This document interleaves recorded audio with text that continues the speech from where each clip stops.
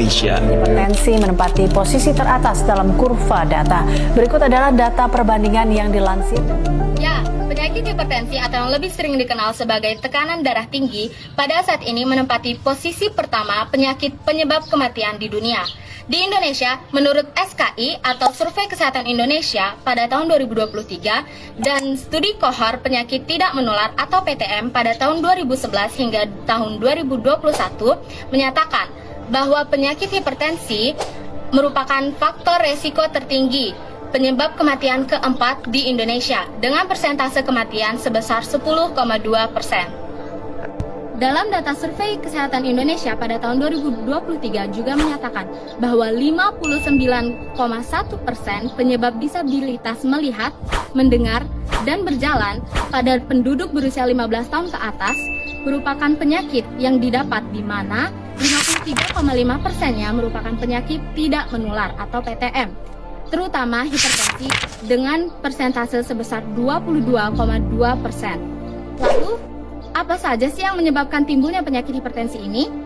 Penyakit hipertensi ini disebabkan oleh beberapa faktor. Faktor-faktor utamanya yaitu kebiasaan merokok, kelebihan berat badan atau obesitas, jarangnya melakukan aktivitas fisik, serta kebiasaan meminum minuman alkohol.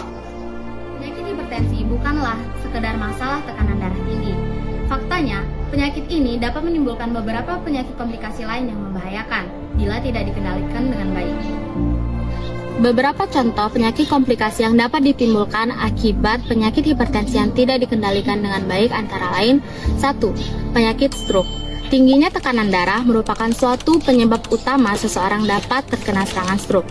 Dalam beberapa kasus stroke yang telah terjadi juga merupakan kasus yang dipicu akibat tingginya tekanan darah atau hipertensif.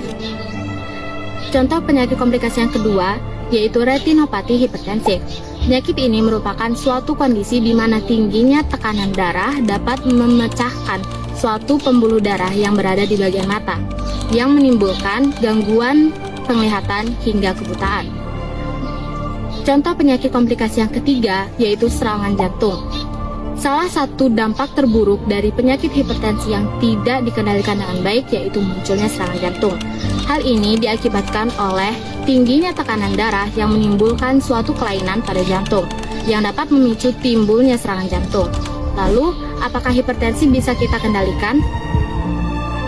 Menurut Presiden Indonesian Society of Hypertension atau INASH pada tahun 2019 hingga tahun 2021, Dr. Tunggul Desitomorang menyatakan bahwa untuk menurunkan penyakit hipertensi serta mencegah penyakit tidak menular lainnya, kita dapat menerapkan gaya hidup cerdik atau cek kesehatan secara rutin, enyahkan asap rokok, rajin beraktivitas, diet yang seimbang, istirahat yang cukup, serta kelola stres.